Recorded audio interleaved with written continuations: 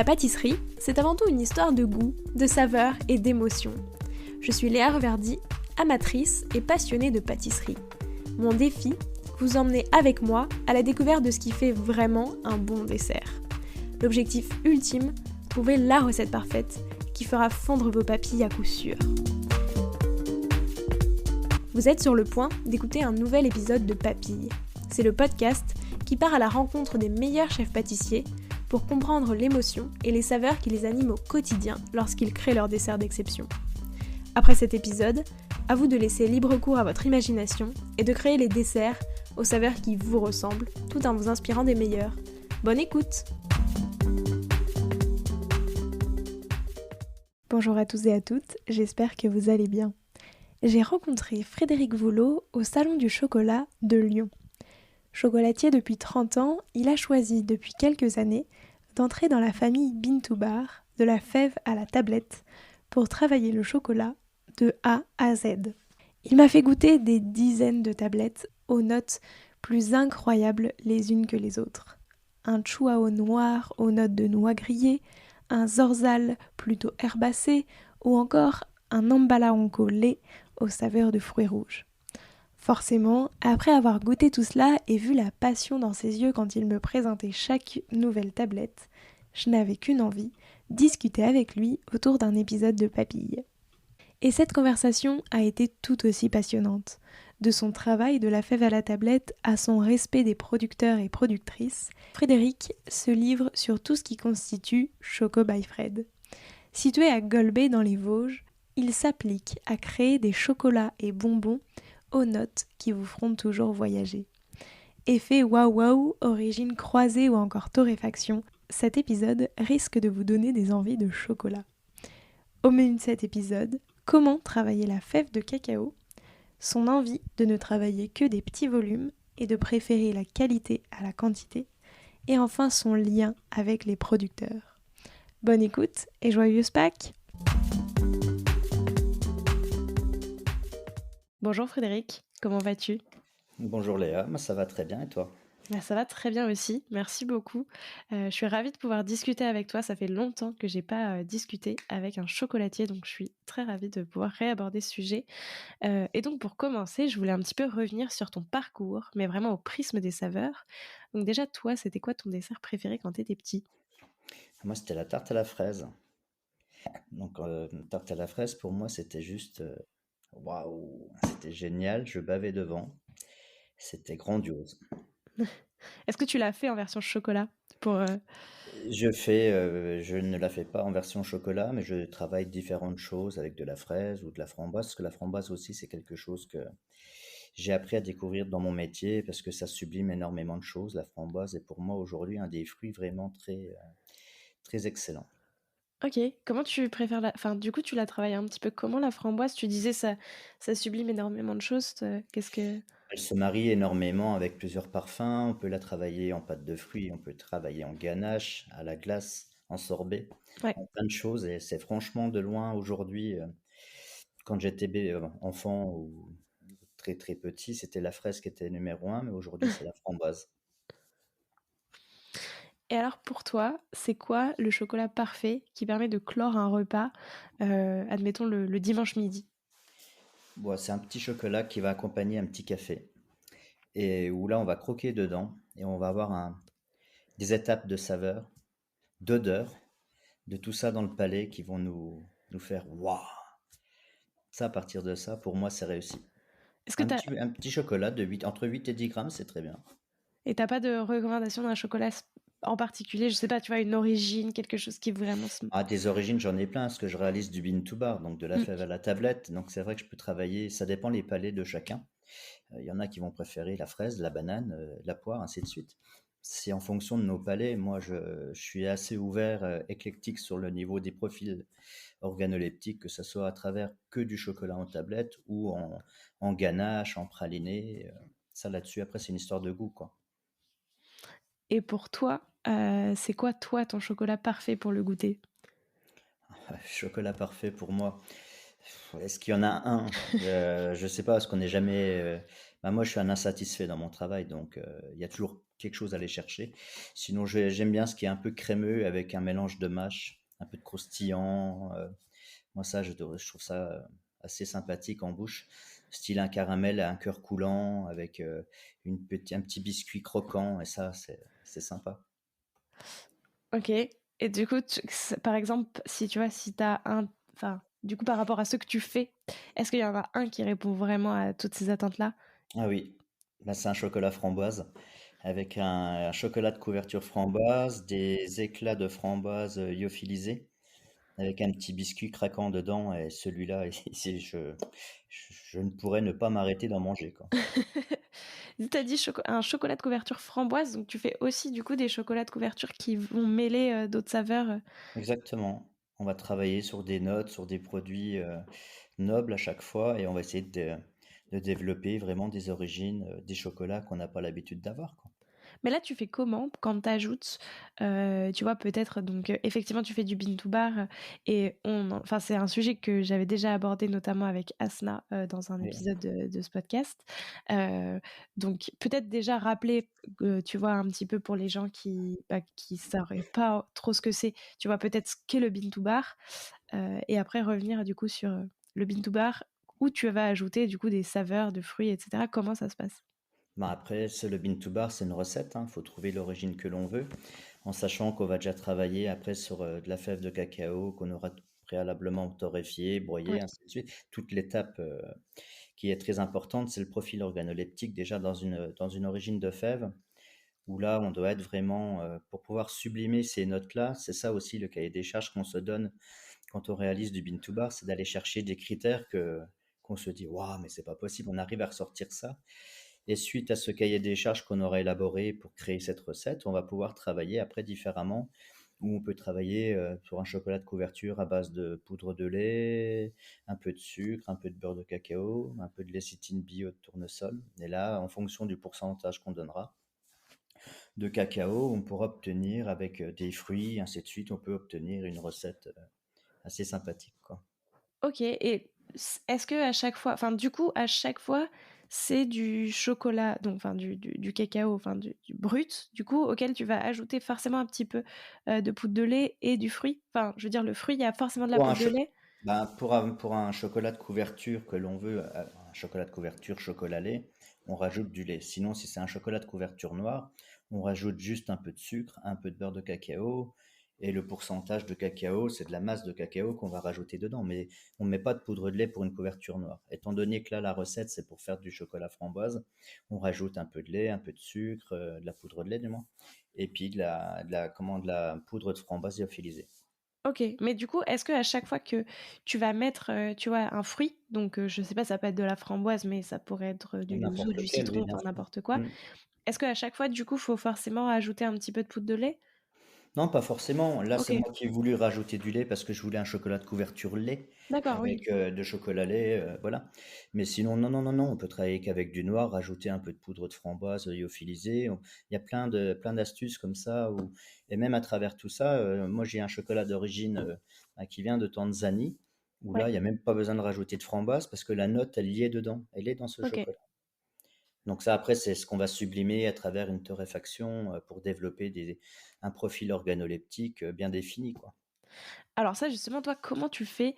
Tu vois, c'est quoi un petit peu ta méthode quand tu reçois du coup les fèves brutes? Qu'est-ce que tu fais pour trouver justement ce profil? Ah, c'est, on va dire, le plus complexe parce qu'on nous donne, un critère, c'est comme les vins, on va nous donner un critère avec, par exemple, note boisée, note ainsi de suite, voilà. Mais toi, quand tu vas le transformer, bah, le but, c'est déjà de retrouver ça, mais c'est de sublimer et d'aller chercher des notes qui étaient pas prévues. Et Ok. des fois, avec un torréfacteur, que ça soit celui d'Asna, je prends l'exemple d'Asna parce que tu as fait un Oui. podcast avec. Asna, elle a un torréfacteur qui correspond, qui est pas du tout pareil que le mien. D'une origine, on peut travailler la même, mais on n'aura pas forcément les mêmes saveurs dans notre bean to bar. Donc c'est ce qui fait aussi la particularité de chacun, où quand on fait du bean to bar, on a vraiment des surprises des fois qui sont très très très magiques, très agréables. Et comment est-ce que, parce que tu vois, du coup, tu dis trouver un petit peu des notes auxquelles tu t'attendais pas. Comment est-ce que donc on te donne un petit peu ce profil-là, mais est-ce que toi, d'abord, avant de le travailler, tu fais déjà, je sais pas, tu goûtes d'une certaine manière ou tu Alors sens oui, ou quoi que ce soit? on va goûter. Encore une fois de plus, hein, c'est le palais de chacun. Donc le palais de chacun, il est pas forcément le même à tout le monde. Donc nous, en fonction du cahier des charges qu'on va nous donner sur le profil organoleptique de la fève à la base, bah, on va déjà regarder ça. Et après, quand on va faire les premières torréfactions, on va déguster en fait les fèves en fonction de certaines températures qu'on aura ciblées, où là, on peut s'apercevoir effectivement qu'on va retrouver ce fameux cahier des charges avec des notes qu'on nous aura données. Mais nous, en fonction de notre torréfaction, qu'elle soit un peu plus haute, un peu moins haute, un peu la durée. Donc tout ça va peut-être permettre de développer des arômes qui étaient pas censés être présents. Ouais, Du coup, là, on va retrouver des arômes que nous allons chercher. Alors, des fois, on va sentir des odeurs à côté du torréfacteur. Donc là, on va goûter, on va sélectionner des fèves, on va les couper, on va déguster. Alors forcément, j'évite de dire à mon équipe ce que moi je ressens. Je vais OK. leur faire déguster parce que sinon, si je dis, ben moi je sens ça, ça casse un peu le côté Mmh. éthique de ce que l'on recherche. On va dire, bah oui, ça, je sens. Non, c'est pas ça. Moi, je ne dis rien, je prends un papier, je leur donne et ils me notent chacun de leur côté ce qu'ils retrouvent ben, au nez quand on sent, en bouche, puis ainsi de suite. Et puis après, à partir de là, on va élaborer la stratégie pour aller rechercher plus ou moins des notes encore différentes. Soit on va rabaisser un peu la température, soit on va l'augmenter, augmenter la durée, ainsi de suite. Il y a plein de choses qui rentrent en ligne de compte. Et c'est là que c'est très, très, très magique. En fait, le chocolat, c'est juste, c'est sublime parce qu'il est joueur, quoi. Il faut pas se louper, quoi. Il faut pas se louper, sinon, de vouloir trop jouer avec la fève, des fois, on peut passer à côté de tout. C'est-à-dire que la fève, ben ouais, elle est torréfiée de trop et on perd tous les arômes. Effectivement, mais est-ce que tu peux la goûter quand elle est encore brute ou est-ce que vraiment à ce Oui. moment-là oui? Oui, moi je la reçois en fait quand je commande, quand je vais. Là, nous étions en République dominicaine, quand on a vraiment été au cœur de la plantation avec Ramon, pour citer, hein, c'est Zorzal, la plantation en République dominicaine. Et Ramon nous expliquait justement le post-récolte qui était très important dans le savoir-faire de chez eux, des planteurs, Ouais. où c'est ça pour nous le plus important parce qu'à la base, on nous dit bah, le chocolat, vous êtes bien les chocolatiers, vous faites du bon travail. Moi, j'ai envie de dire, on fait que de sublimer le bon travail réalisé par ces Ouais. planteurs. Parce que le savoir-faire, à quel moment, donc ça s'appelle le post-récolte, à quel moment on va cueillir la cabosse, eh ben ça se fait pas comme ça. En fait, moi je pensais qu'une fois qu'on regardait la couleur de la cabosse, qu'on pensait qu'elle avait une belle couleur, on la coupait et puis c'était parti. Non, c'est pas du tout comme ça.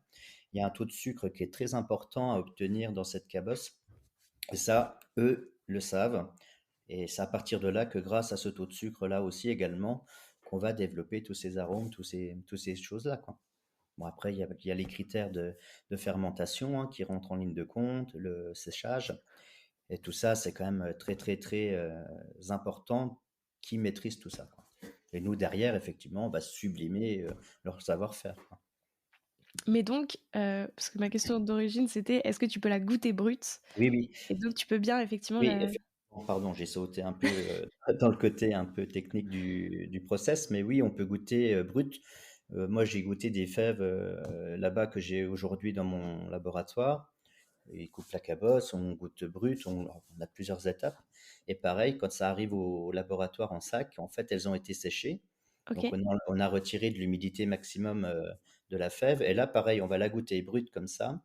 Après, on va la passer en torréfaction, où là, bah, on va créer ce critère.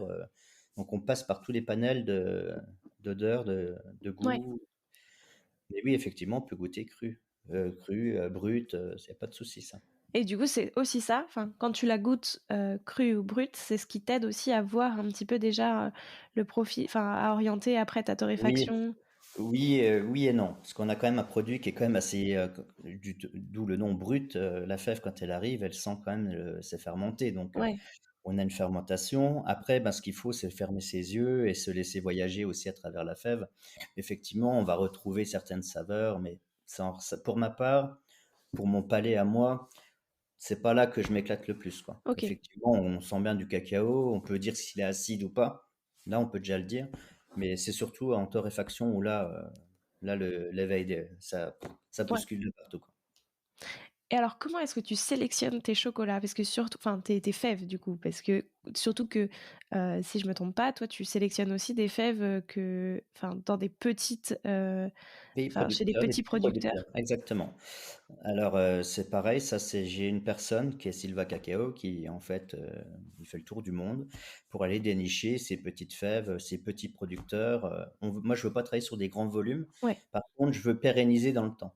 C'est-à-dire que c'est pas acheter, comme là en République dominicaine, c'est pas acheter, 300 kilogrammes de fèves et se dire: «Bon, bah, voilà, c'est cool, j'ai fait mes fèves de République dominicaine et fini». Non, non. Moi, c'est travailler dans le long terme, pérenniser, donc c'est de les accompagner aussi dans leur démarche, quotidienne, de donner un confort, donc on paye un peu plus cher ses fèves, mais l'argent ne revient pas forcément qu'aux producteurs, aux planteurs, il leur distribue dans son village, pour les enfants, ainsi de suite, quoi. Donc voilà, il y a beaucoup de critères qui rentrent en ligne de compte ou puis en plus de ça, effectivement, c'est vraiment des perles rares, quoi. On a vraiment c'est des petits volumes, donc on n'est pas sur des quantités c'est pas des Mmh. quantités astronomiques et c'est une précision, vraiment, franchement chirurgicale de leur côté où ils vont chercher justement pour pérenniser avec nous, bah, sublimer leur savoir-faire aussi pour nous prouver qu'on a raison de miser sur eux, quoi. Et Vas-y, je oui, t'écoute. du coup, est-ce que au moment où, donc on te dit: «Bah, voilà, j'ai trouvé tel petit producteur» et cetera, à chaque fois, toi, tu y vas pour, bah, voir un petit peu le lieu, enfin, tu vois, comment est-ce qu'il Alors travaille? effectivement, alors, à chaque fois j'y vais, ça serait si on Trop peut le bien. faire, ça serait c'est prévu comme ça, mais maintenant on a quand même des aléas aujourd'hui avec la conjoncture où, bah, il y a quand même des préoccupations au niveau de notre entreprise, alimenter les boutiques, gérer l'équipe. Donc quand on s'en va, voilà, faut être serein. Là, on est quand même dans un moment où c'est un peu difficile économiquement, où ben, on est comme tout le monde, en fait, on est soumis avec toutes ces augmentations. Mais pour revenir sur le Bean to Bar, effectivement, on avait prévu d'aller au Brésil au mois de janvier. On a décalé le voyage, mais on y retournera prochainement. Mais après, il y aura la Tanzanie. Ben, avec qui on travaille aujourd'hui. On va aller effectivement dans ces pays, aller travailler, aller voir comment ils fabriquent, et puis surtout créer un cahier des charges pour nous. La fermentation, moi, si je la veux qu'en 4 jours, si je la veux en 8 jours, ainsi de suite. Donc c'est l'avantage aussi de travailler avec ces personnes au plus près, c'est qu'on peut créer vraiment un schéma, une ligne de conduite vraiment à notre sauce à nous, Ouais. quoi. Oui, c'est ça, je savais pas que du coup tu pouvais aussi avoir un tu vois, un apport en fait sur, justement toute la partie fermentation. Parce que Oui. finalement, même si c'est pas toi qui le travaille, Mm. tu peux aussi demander quand même enfin pour Ah que ben ton exactement. chocolat soit, Mm. Là, c'est l'avantage de travailler avec leurs origines, c'est d'avoir déjà un retour, nous, en fabrication, en laboratoire, de se dire, ça c'est bien, ça c'est pas mal, mais si on réalisait ça là-bas en amont, est-ce qu'on gagnerait pas ouais, aussi des notes différentes? Et c'est ça qui est joueur, c'est-à-dire qu'on peut toujours aller chercher quelque chose. Donc, je me dis que par rapport à l'étape de fermentation, est-ce qu'on ramène, alors est-ce qu'il y a un intérêt ou pas? Ça, c'est lui, c'est la personne qui va, c'est le planteur qui doit me dire si ça vaut le coup de faire 8 jours ou 9 jours ou pas. Lui, il peut me dire, bah non, au bout de 5 6 jours, parce que c'est quand même la moyenne, hein, ouais. 6-7 jours, on est dans une moyenne, on va dire, c'est comme ça chez tout le monde à peu près. Est-ce que d'aller faire 8 jours, c'est intéressant d'aller rechercher des notes différentes, ainsi de suite, quoi? Globalement, enfin tu vois sur, un petit peu en règle générale, plus tu fermentes, plus tu développes quelle note et moins tu fermentes, moins tu développes enfin plus tu développes quelle note? Qu'est-ce que ça Ça dépend des origines, c'est toujours pareil, puis c'est quand même une étape très importante où le but de la fermentation, c'est la réaction acétique avec la masse, mucilagineuse, c'est la masse blanchâtre qu'on peut ouais, voir, c'est l'enveloppe, hein, autour de la fève. Donc ça, c'est pareil, si elle a un beau taux de sucre, ça va fermenter, rapidement, il y a les prises de température au quotidienne qui sont importantes aussi pour la maîtrise, de la fermentation. Mais effectivement, je pense que grâce à ça, grâce au cahier des charges qu'on a aujourd'hui, il y a des choses plus ou moins qu'on peut aller chercher. On peut aller chercher peut-être moins d'acidité ou voilà, ça dépend l'origine. Ça dépend l'origine. OK et alors, peut-être pour revenir un petit peu sur, toi, comment est-ce que tu as découvert toute cette partie-là? Comment est-ce que tu as découvert tout ce procédé de bean to bar, donc de fèves à la tablette? Et à partir de quand est-ce que tu t'y as intéressé et te dire, «Bah, voilà, c'est ça que je veux faire» et tu vois? Et vraiment, agir, sur du coup toute la partie torréfaction et cetera?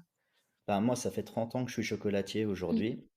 Ça fait 4 ans que je suis à mon compte. Nous avons réalisé une deuxième boutique. J'ai commencé il y a 4 ans, on était 2. J'avais une vendeuse, j'étais tout seul. Aujourd'hui, nous sommes 16. Ouais. Donc, la différence, c'est que ben, pendant toutes ces années où j'étais salarié, je regardais de près et de loin la fermentation des fèves, la fabrication, comment réaliser. Et voilà quoi. Et ça me titillait depuis le début parce que depuis que je suis apprenti, en fait, je me dis, je veux transformer la fève. Pour moi, ça fait partie, c'est une passion. Donc la passion, pour moi, ne pouvait pas s'arrêter que derrière un cahier de recettes Ouais. et d'acheter des chocolats de couverture déjà tout faits. Je voulais vraiment réaliser de A à Z cette fabrication. Donc une fois que j'ai volé de mes propres ailes, j'ai investi dans les machines de Bean to Bar et là c'est parti comme ça. Alors il a fallu trouver les planteurs. Donc ça c'était un gros dilemme parce que ben j'avais pas de contact nous dans les Vosges, on n'a pas de cacaoyer comme ailleurs en Ouais. France. Mais il fallait trouver les bonnes personnes. Donc il y a des portes qui se sont ouvertes, il y a des portes qui se sont fermées. On a eu de mauvaises expériences qui se sont vite arrêtées. Mais bon, voilà, ça fait partie de notre formation, entre guillemets. Et puis après, ben voilà, on rencontre des personnes comme Asna, comme Philippe Bernachon, où on a vraiment des choses qui sont importantes, où on a la même passion. Et du coup, on se dit, quand on échange entre nous, ben, c'est là qu'on se rend compte qu'il y a quand même de belles choses à faire. Il faut trouver les bonnes personnes, quoi, c'est tout. Est-ce que le fait d'avoir enfin, forcément, le fait d'avoir été chocolatier, ça t'a aidé, j'imagine, mais est-ce que il y a vraiment tout un nouvel apprentissage, tu vois, Ah j'imagine, oui. d'apprendre comment torréfier et cetera? Comment est-ce que tu as fait un petit peu, tu vois, pour te former à tout ça? Ah, on est un peu autodidacte en fait, c'est comme tout, hein, il y a des livres qui existent, on nous apprend que dans une fève de cacao, ben, il y a ci, il y a ça, il faut faire ci, il faut faire ça. Bon, après, il y a des médecins, des scientifiques qui font Ouais. ce genre de choses, ce genre de recherche, d'où le cahier des charges quand on nous donne les profils organoleptiques, ben, il faut que ça passe aussi à travers un examen organoleptique où on peut pas. Effectivement, il y a des notes qu'on peut trouver facilement, parce que ça, c'est pas un problème. Mais on apprend aussi parce qu'on nous donne un cahier des charges, des bases. Moi, quand j'ai acheté mes machines, c'est chez Selmi en Italie, où eux nous donnent déjà une petite formation qui est assez OK. complète, qui est très intéressante. Bon, c'est assez rapide parce qu'on fait cette formation en 3 4 jours. Donc voilà, les fèves, c'est comme ça. La machine, c'est surtout le fonctionnement de la machine. Mais après, c'est l'autodidacte qui doit travailler. Donc, travailler sur les origines, travailler sur ce qu'on veut aller rechercher, notre ligne de conduite, quoi.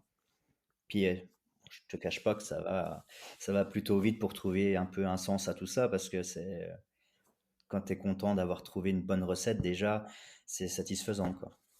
Oui, j'imagine et puis c'est vrai que enfin, tu vois, tu as forcément le côté, tu vois, tu l'as fait de A à Z et du coup, c'est plus, enfin, tu le savoures plus Ah, ton chocolat. c'est sûr. Bon, après, le but, c'est pas de travailler que pour mon palais à moi. Moi, le but, Non, c'est de non. travailler pour mes clients. Donc, c'est vrai que ça, c'est pour ça que je m'efforce de cacher un peu mon sentiment quand je fais de la dégustation à l'aveugle avec mes salariés, parce que c'est quand même de là que ça part, hein, même avec mon épouse et tout. On va déguster. Voilà, j'ai fait la rencontre là, par exemple, pour rebondir un peu sur ça, sur Victoire Finaz, que tu Ouais, dois connaître, ouais. et qui m'a apporté énormément dans ma démarche aussi, création de recettes, pour justement travailler ce genre de profil. Ben, il faut quand même avoir un nez, avoir un palais. Ça s'arrête pas que sur des petites notes, c'est des bases qu'on a tous en nous. Mais je pense que de travailler tout ça, là j'ai son livre, je suis vraiment épanoui devant son livre parce que ça m'apporte vraiment des choses Ouais. dans mes futures recettes à venir, où je vais encore retravailler différemment, et même mes recettes actuelles où bah, je vais faire des dégustations déjà pour moi-même de la façon où elle nous apporte comment bien déguster, comment découvrir tout ça. Donc là, bah, j'ai encore échangé avec elle dernièrement, on doit encore se rappeler. Mais c'est vrai que ça, de toute façon, le nez est important pour la recette. Ça, c'est très, très, très important. Est-ce que d'ailleurs le fait, tu vois, de commencer en fait à faire, du bean to bar, est-ce que ça a changé ta vision du chocolat? Bah, déjà, ça m'a changé dans le sens où c'est pas du tout la même façon de procéder dans mon quotidien que j'avais l'habitude de faire, hein. Et aujourd'hui, ça me change la vie dans le sens où je suis fier de me dire que je fais travailler des planteurs, voilà, sur du long terme et que c'est par fierté de se dire que quand on va dans un pays et qu'on met, ben, c'est un travail quoi. C'est pas juste des vacances, c'est pas, ouah, t'es parti au soleil, c'est cool. Non, non, non. Derrière tout ça, il y a quand même des contraintes, hein. Moi, quand je suis arrivé en République dominicaine, j'ai fait 8 heures de route dans un véhicule avec des routes ben, qui n'étaient pas forcément les routes européennes qu'on a Ouais, l'habitude d'avoir. On se retrouve en montagne dans un milieu hostile. C'est pas, voilà quoi. C'est une démarche. C'est pas un circuit touristique quoi. Il y a des plantations où vous irez, on y va, c'est rodé quoi, hein. Alors que là non, il y a une prise de contact, il y a c'est Silva Cacao qui me fait ma prise de contact pour moi. Alors pour gagner du temps dans notre démarche, on prend un traducteur avec nous, puis c'est parti quoi. Et ça c'est vrai, effectivement, c'est une belle fierté de se dire que c'est pas que des vacances, c'est pas le ouais, côté chaud au soleil, non non. Il y a cette mise en place, cette démarche qui est vraiment très importante et le fait d'être sur place, on se rend compte aussi ben, du problème qu'ils peuvent rencontrer dans le sens où ben, c'est mal rémunéré. Donc ouais. forcément, ils ont plus, les enfants par exemple, les enfants des propriétaires n'ont plus forcément envie d'être dans la direction des parents, de reprendre la plantation, parce que c'est très contraignant, c'est d'un dur travail, et puis pour payer pour rien. Et je trouve ça un peu dommage qu'on passe à côté d'un savoir-faire culinaire Ouais. qui est énorme. On parle beaucoup de la cuisine française, de la pâtisserie, de la chocolaterie française, à travers de nos MOF qui voyagent dans le monde entier et qui transportent le savoir-faire français. Et je me dis que sans nos planteurs, en tous les cas pour mon domaine à moi, Bean2Bar, sans nos planteurs, eh ben, il y a encore des pépites rares et il y a encore des gens qui ont envie de s'investir et de pas lâcher. Et ça fait du bien de les accompagner. Et quand on s'en va et qu'on a commandé du chocolat chez eux, des fèves de cacao, pardon, on les voit, ils sont comme nous quand on reçoit nos fèves. En fait, ils sont Ouais. heureux d'avoir transmis quelque chose. Et ça, c'est très important. Ça, pour moi, ça fait partie d'une traçabilité. C'est pas que la traçabilité produit, c'est la marque éthique que moi, que je veux aussi partager avec mes clients. Oui, c'est ça. En fait, le fait de faire du coup vraiment de la fève à la tablette, d'avoir cet échange-là en amont, ça te rend encore plus fier. Enfin, tu réalises en fait encore plus tout le Ah travail qu'il oui. y a aussi et du coup, c'est plus facile de le transmettre, forcément, Oui, parce on pourrait dire je fais du bean to bar. Bah oui, je fais du bean to bar parce que c'est tendance, parce que c'est bien. ouais, Des fèves de cacao, on tape sur Internet, on a des fèves de cacao. Moi, pour ma part, voilà, c'est mon éthique, je veux travailler différemment. Après, je respecte le choix de chacun, que chacun travaille comme il veut, ça c'est pas un problème, c'est pas mon débat à moi, mais je m'en fiche.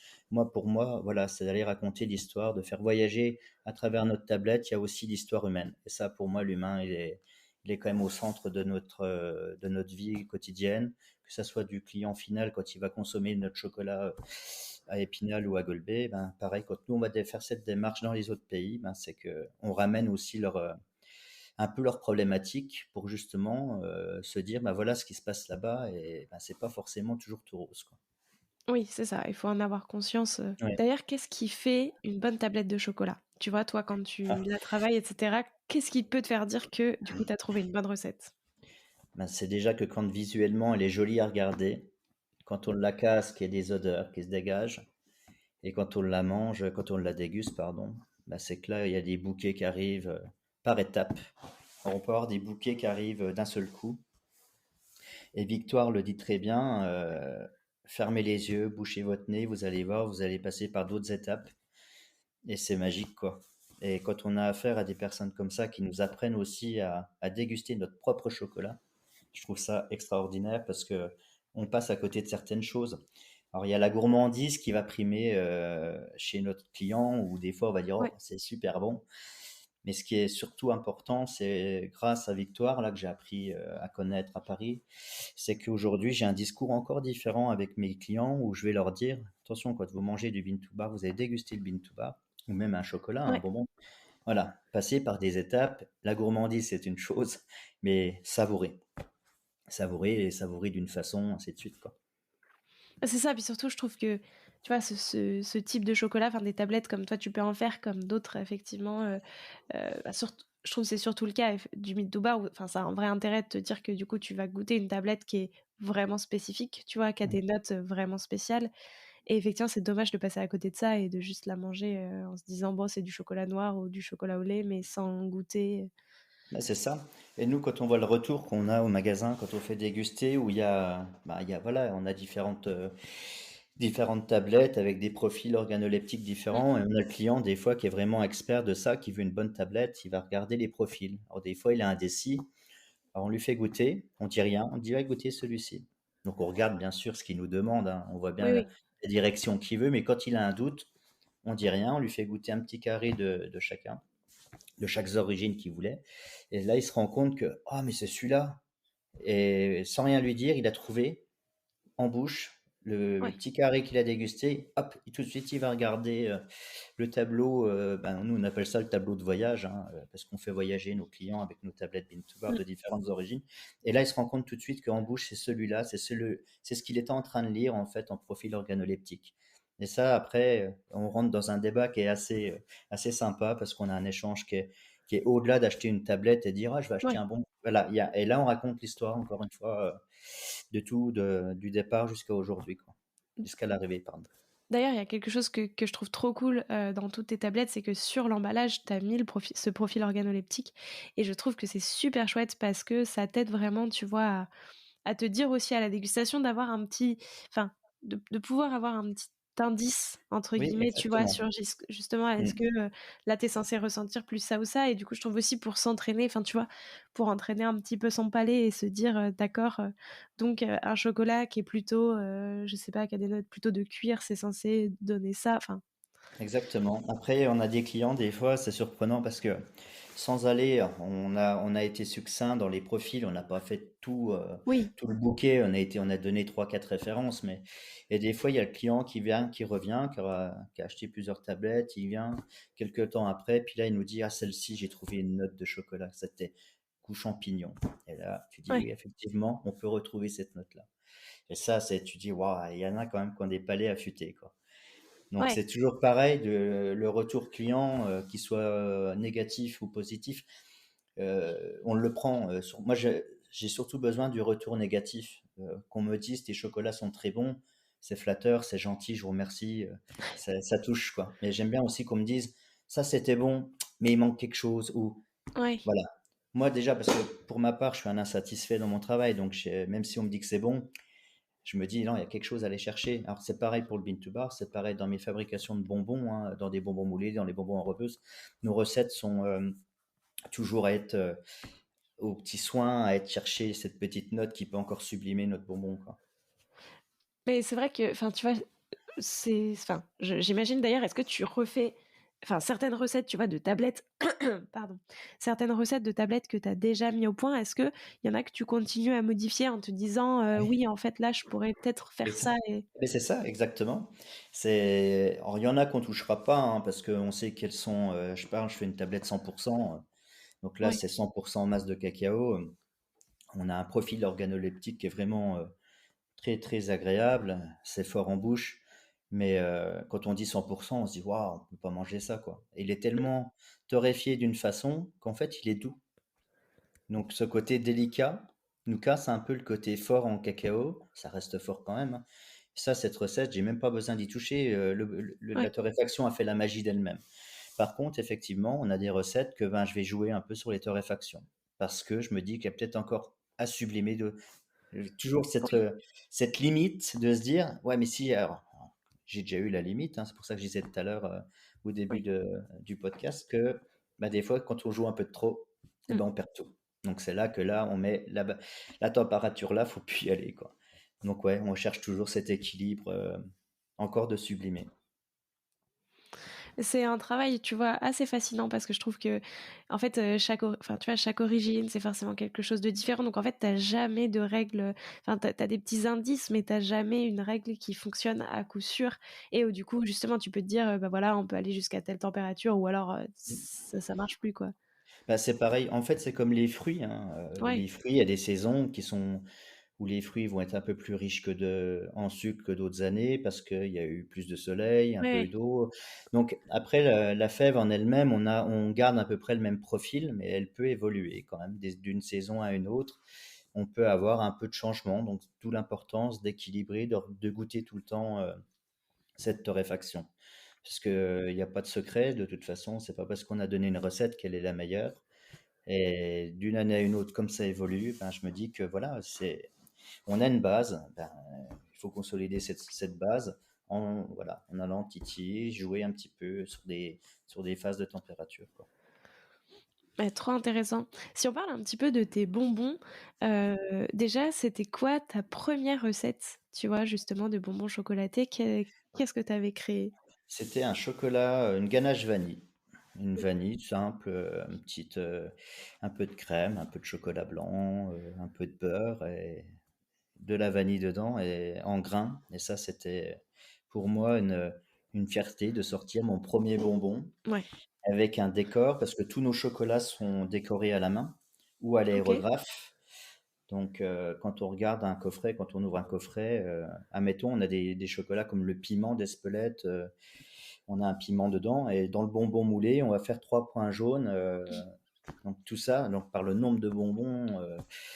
Et j'ai un ami un jour qui est venu dans mon laboratoire et qui me dit, qui est du métier, hein, il est MOF, et il me dit, bah, c'est Jonathan Mougel. Et là, il me dit, mais comment tu fais pour faire autant de décors, même pendant les périodes de Noël? Il me dit, c'est une perte de temps. Je sais, ça, certes, c'est une perte de temps, mais qu'est-ce que c'est magique quand on voit nos clients ouvrir le coffret et faire waouh! Ouais. Déjà, ça donne envie, c'est coloré, ça prend, on a les yeux grands ouverts. Et c'est par fierté que ben, je préfère passer un peu plus de temps sur mes décors, mais c'est la qualité de notre travail. Oui, c'est les petits détails qui font toute la différence, quoi. Exactement, exactement.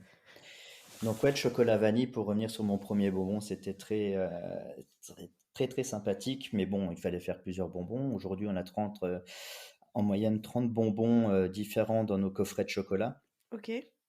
Donc ben, il y en a d'autres qui sont en préparation parce que je veux pas sortir des bonbons toutes les 5 minutes à dire je fais un nouveau bonbon. Il faut trouver déjà l'équilibre de l'intérieur du bonbon, surtout quand c'est des ganaches, il faut bien équilibrer tout ça. La durée du bonbon, la durée de vie. Donc, nous, il n'y a pas de conservateur, donc c'est Ouais. 4 semaines maximum. OK. Donc, on est sur des bonbons fraîcheur. Voilà, on a énormément de travail au mois de décembre parce que on travaille sur de la fraîcheur. Ouais. Donc donc effectivement, les coffrets de Noël sont bien. Oui, ils sont tout chauds. Et ton dernier bonbon, c'était quoi? Enfin, c'est quoi? Peut-être que tu es encore en train de. Là, on est en train de préparer un. Alors, c'est avec du safran. Un ami OK. qui fait du safran dans les Vosges. Et pour moi, c'est un des meilleurs safrans qui existent. C'est pareil que, on est dans la même démarche qu'avec nos planteurs.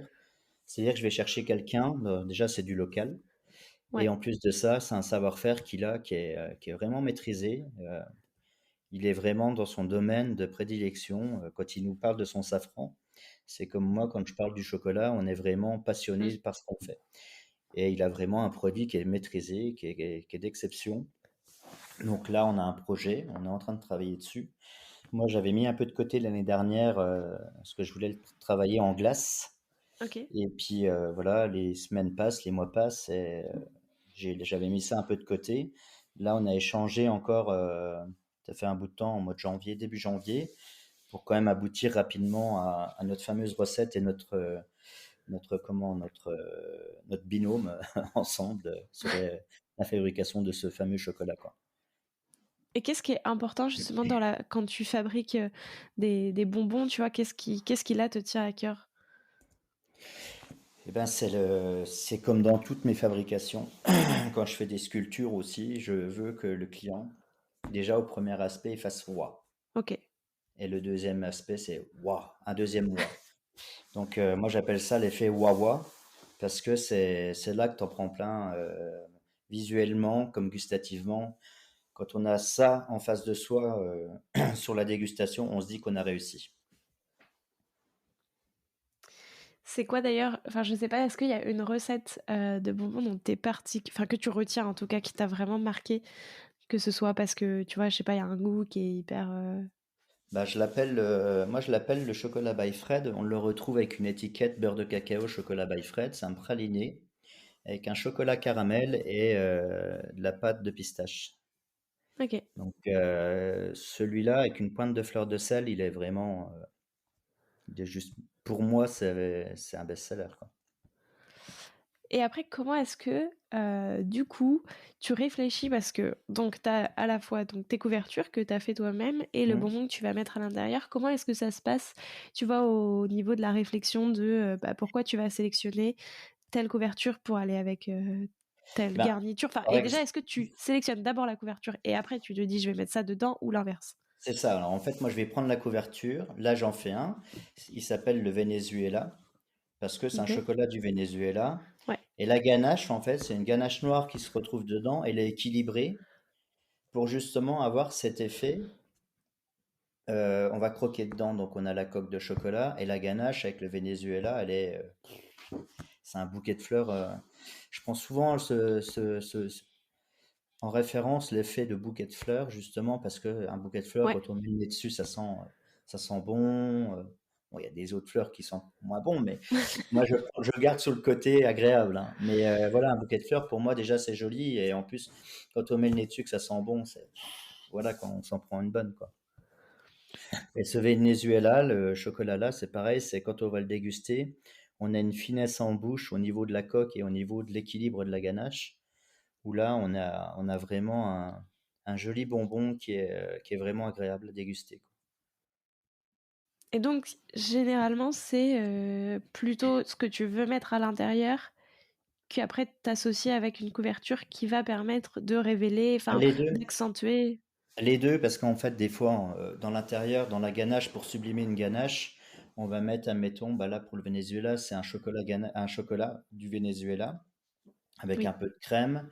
Et là, on va aller chercher des notes qu'on veut retrouver, comme dans la tablette du Bean to Bar. Et si on fait un enrobage avec un chocolat d'une autre origine, oui, les deux, ça franchement, c'est vraiment, ça sublime. C'est notre métier de chocolatier, c'est ça, c'est de trouver toujours des notes, des associations. Là, aujourd'hui, pour revenir rebondir sur le Bean to Bar, j'essaie d'être à la perfection dans chaque origine. Et là, je suis déjà en train de travailler pour faire des croisements d'origine avec différents OK. pourcentages.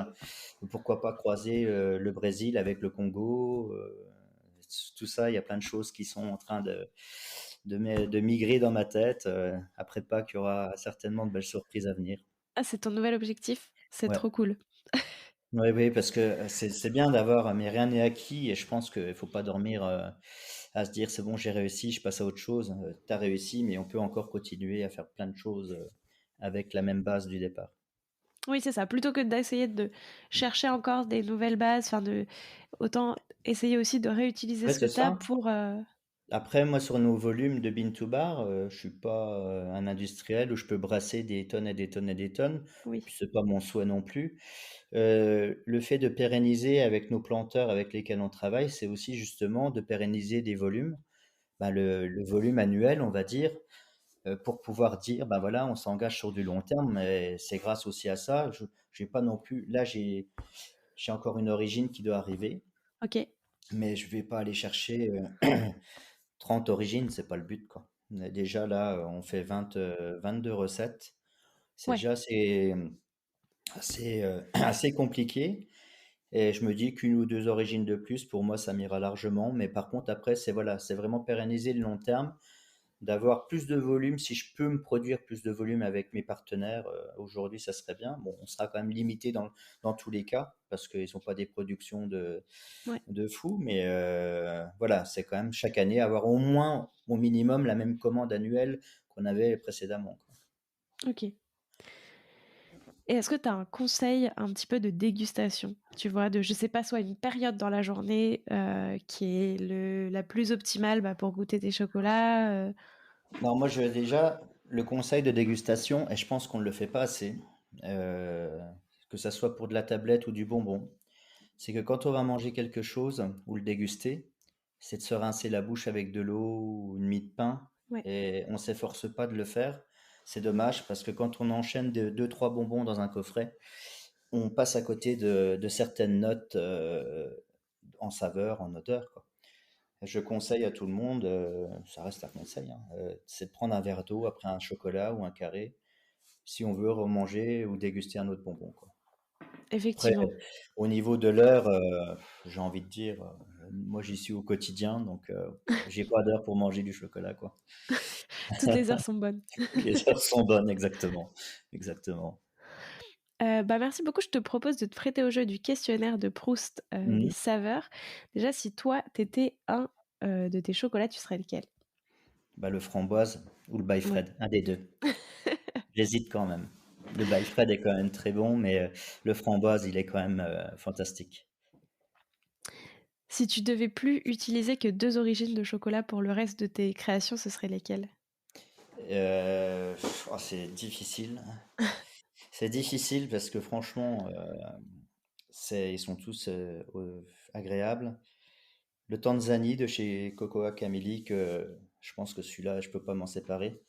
Il a un profil très, très bluffant. Et j'ai aussi le Brésil. Et tous les 2, ils ont quelle note un petit peu aromatique? Enfin, c'est quoi leur C'est profil complètement organoleptique? différent. J'en ai un qui va être sur des notes fruitées, baies rouges pour le Tanzanie et le Brésil, il va être sur des notes passion, mangue. C'est un peu différent, mais franchement, c'est deux belles origines. Les autres sont tout est bon, hein, mais comme je dois faire un choix, C'est lequel le chocolat dont tu peux pas te passer? le framboise.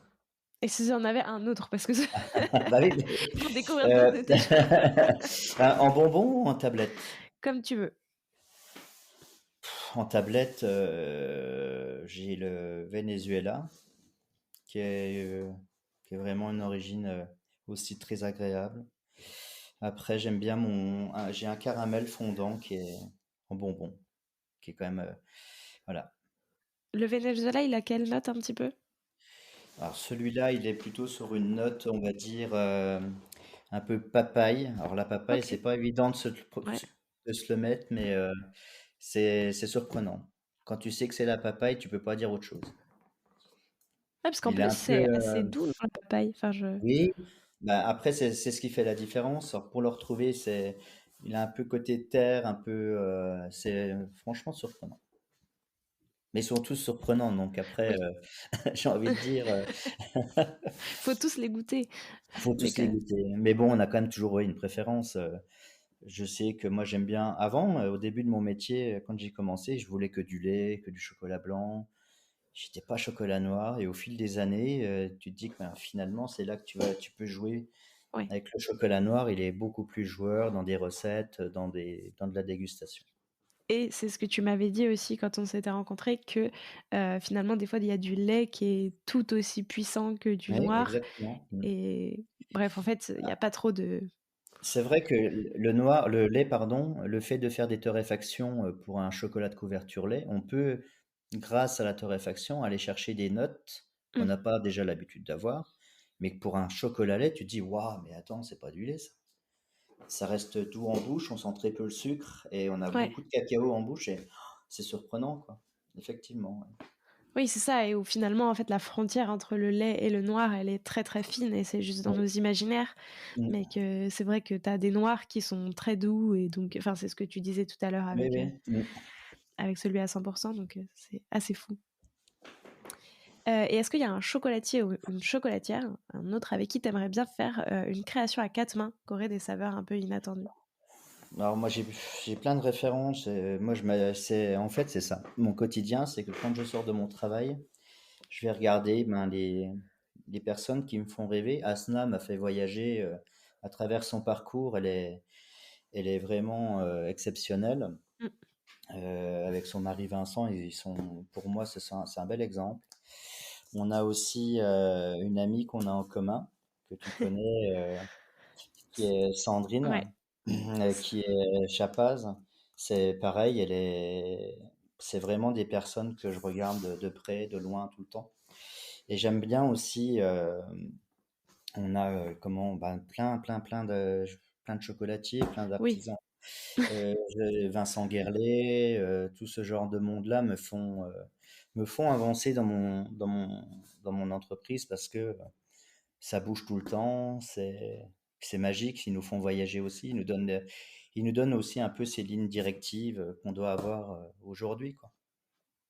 Et j'imagine aussi d'ailleurs que l'échange avec d'autres chocolatiers qui font du bean to bar, donc comme Asna, comme plein d'autres, je trouve que ça doit un petit peu te donner plein de nouvelles inspirations aussi. Enfin, tu vois, échanger sur d'autres techniques, sur Ah d'autres oui. choses qui font que eux ont réussi à avoir telle subtilité ou je sais pas quoi. Mais Ben, après, c'est ça, c'est quand on se rencontre, quand on a l'échange, que ce soit par message ou de vive voix, quand on est sur des Mm, salons et qu'on se voit, on a vraiment, on pourrait en parler et chacun notre tour, en fait, ouais, on est vraiment sur, on voit bien qu'on est dans la même dynamique et dans le même profil de recherche. Et ça, c'est agréable parce qu'effectivement, de l'un à l'autre, on prend, on entend de, de, un savoir-faire aussi de leur côté. Voilà, c'est ça qui est bien. On n'est pas fermé, quoi. On est dans l'échange, on est aussi bien dans le conseil. Et ça, moi, je trouve ça exceptionnel, quoi. Moi, je trouve ça aujourd'hui de nos temps, c'est agréable d'avoir quelqu'un, ben, ces personnes autour de nous, en cas de problème, en cas de petite question, un SMS, un coup de téléphone, et ça passe, quoi. C'est cool, quoi. C'est pas forcément centré sur soi-même. ouais, Moi, je sais, débrouillez-vous. Non, c'est pas ça du tout. Et je trouve que c'est ce qui fait cette dynamique aujourd'hui dans le milieu Bean to Bar, qui est quand même un milieu assez fermé, quoi. Parce qu'on n'est pas oui. tous à faire du Bean to Bar. Et moi, je trouve ça vraiment agréable d'avoir cet échange. Ouais, c'est ça. Je pense que tu Sans, as encore plus voilà. d'échanges. Eh oui, mais sans forcément donner sa recette, c'est pas ça. Oui, Moi, je peux pas savoir la recette exacte de Asna ou voilà ou d'autres, mais dans la fabrication, parce que de toute façon, on n'a pas toujours les mêmes torréfacteurs et oui. cette même mode de fonctionnement. Mais dans l'échange, dire ouais, c'était compliqué, il y a ça, je trouve ça super, quoi. Ouais, c'est ça, mine de rien. Enfin, c'est ça, effectivement, sans avoir, sans dévoiler toutes ces recettes. Mais c'est vrai que Ah juste non. le fait de se dire, bah oui, moi, telle origine, je l'ai travaillé un petit peu comme ça, parce que de toute façon, si t'as pas le même producteur et tout, Mm. enfin, je veux dire, Ah, peu moi, quand importe. j'ai eu Philippe Bernachon au téléphone à plusieurs reprises, dont la première fois où j'ai eu contact avec lui, je tremblais, je me dis, c'est quand même Monsieur Bernachon, dis donc. Et lui-même m'a dit, écoute, de toute façon, dans le bean to bar, si t'as pas le même torréfacteur et t'auras jamais le même résultat, t'auras Oui, pas. Donc, et ça fait avancer aussi parce que c'est pas des gens qui sont fermés sur leur fabrication. Ils peuvent te donner des contacts, des conseils. Et moi, je trouve ça, c'est super, quoi. C'est pas, c'est gratifiant. Alors, pour nous, c'est super gratifiant parce que ça nous permet d'avancer, ça nous permet vraiment d'avancer loin, quoi. oui, de s'enrichir les uns des autres. Exactement, exactement. Bah maintenant, j'ai 5 dernières questions. Plutôt Tanzanie ou Équateur comme origine de chocolat? Tanzanie, Lait ou noir? noir. Noël ou Pâques? Ah, les deux. Ah, je dirais Pâques. Je dirais Pâques parce que à Pâques, on peut plus. Je parle pour en créativité. Ouais, Il y a beaucoup plus de choix. Il y a un panel qui est beaucoup plus grand, alors que Noël, on reste quand même sur un Père Noël, sur un ouais, personnage. c'est ça. Donc Pâques, on a des œufs, on a des lapins, on a déjà des poules. Voilà, C'est plus ludique en plus. c'est plus ludique et je trouve plus coloré Pâques. Noël, ça reste quand même souvent, c'est comme un peu la Saint-Valentin, on a toujours un ton de couleur qui est souvent identique. Oui, Pour moi, Pâques, c'est le printemps, voilà, c'est beau, c'est plein de couleurs. c'est vrai. Mendiant ou rocher? Ah, j'aime bien le rocher, moi. Et enfin, plutôt ton Fredo Country ou le Fredo Caramel? Et ça, on va en parler du coup un petit peu après que tu aies répondu à cette question. Ouais, je vais prendre le Fredo caramel parce que j'adore le caramel. Heu, Ça pour décrire un petit peu à tous les auditeurs et auditrices, qui ne savent pas de quoi on parle, en fait, tu as fait un coffret où tu reprends, en fait, les bars, classiques industriels qu'on connaît tous de notre enfance et tu les as pimpés et sublimés en version, vrai chocolatier avec des goûts, qui sont, enfin, bien meilleurs. Et donc tu en as fait une série comme ça et c'est très, très bon. Moi, je du coup, je les avais goûtés et c'est délicieux. Et c'est vrai que je trouve, du coup, tu retrouves, tu vois, un petit peu, tu arrives à identifier, de te dire, «Je sais à quoi ça correspond», mais du coup, c'est quand même bien meilleur et c'est du vrai chocolat. Ah, c'est sûr. Moi, pour moi, c'est une belle fierté. J'avais à cœur, et ça c'est avant que je rencontre un ami qui m'est cher, Christophe Morel. Et avant que je le rencontre, j'avais déjà revisité la barre Fredo. J'appelais, en fait, c'était, on peut les nommer, hein, de toute façon, c'est Oui. comment, c'était la barre, la Fredo. Moi, je l'avais appelée, pardon, j'ai perdu le nom parce que j'étais dans toutes mes barres Fredo là. C'était la chez Kinder, donc la barre, Ouais, pas la Country, c'était l'autre, avec un peu de lait et tout. La Fredo Bueno, pardon. La Bueno, oui. la barre Fredo Bueno. Et au début, j'avais appelé ça Bueno et on m'a dit, c'est pas terrible ça, Fred, de Ouais. prendre le nom. Je dis effectivement. Donc du coup, j'ai développé la barre Fredo et après c'est devenu pour pas dire le Toblerone, ça s'appelle la Fredorone. Ouais. La Mars, la barre Lion, bah, en fait, elle s'appelle la Fredo Plaisir, ainsi de suite, quoi. Il y a toujours cette petite annotation. Mais c'est vrai que les premières barres la première barre que j'avais revisitée, c'était ça, la barre Bueno, et qui est juste, Ouais. c'est addictif. C'est addictif, c'est très bon. Après, j'ai développé ben, tout ce qui m'a fait voyager aussi pendant mon enfance. Moi, je me souviens que j'allais chercher des bars, des Mars, des sneakers, ainsi de suite, et tout ça. Et dû à une rencontre professionnelle, un soir, autour d'une table, on échangeait. Et c'est devenu, avec Christophe Morel, un échange où ben, la recette était incontournable de faire comme ça. Et il m'a donné envie de pousser, moi, vraiment d'aller chercher ce coffret, en fait, Ouais. ce coffret Fredo où on peut retrouver une tablette à la note country, la Toblerone, ainsi de suite, le Bounty, tout était revisité, quoi.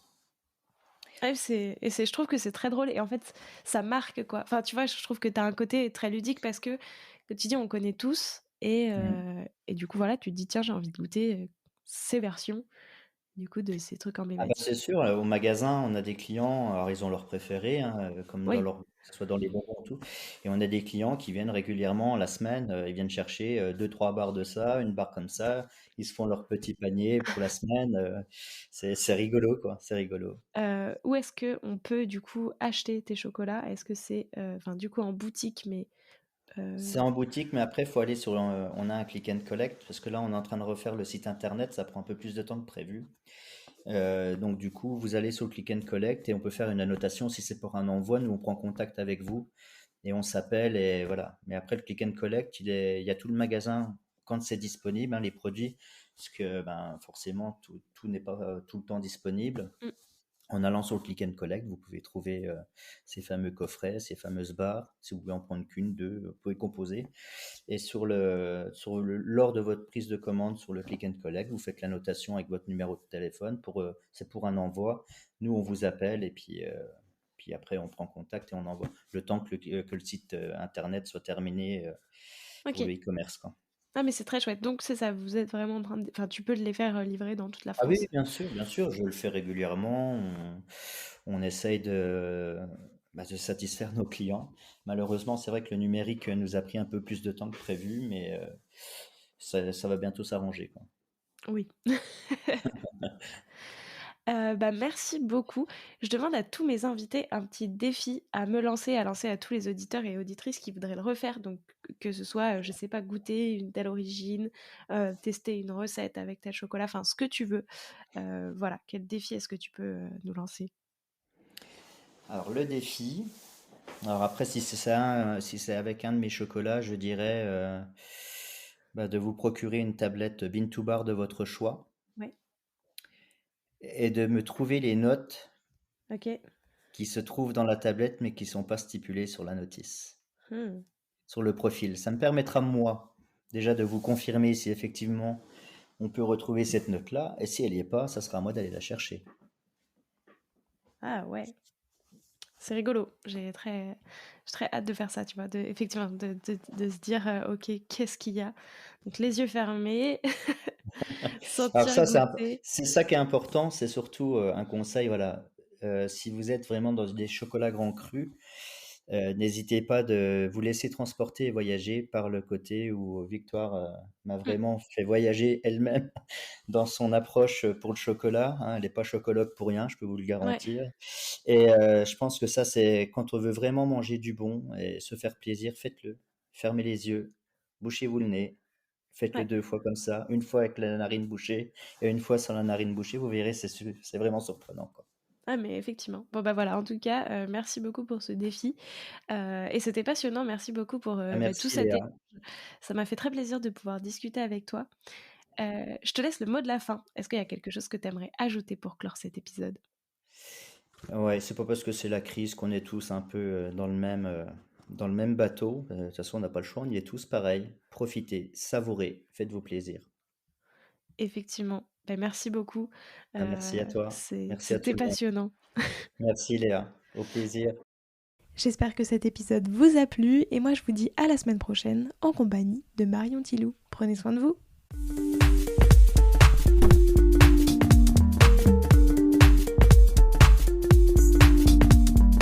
Alors, quel sera votre prochain dessert? Merci d'avoir écouté cet épisode jusqu'au bout. S'il vous a plu, n'hésitez pas à le partager aux gourmands qui vous entourent. Et si vous voulez soutenir Papille, 2 choses. La première, notez l'épisode 5 étoiles sur Apple Podcast et laissez un joli commentaire. La seconde, vous rendre sur papillepodcast.com, sans oublier le S de Papille, et vous abonner à la newsletter pour être prévenu de la sortie des prochains épisodes et des articles que j'écris régulièrement. À bientôt!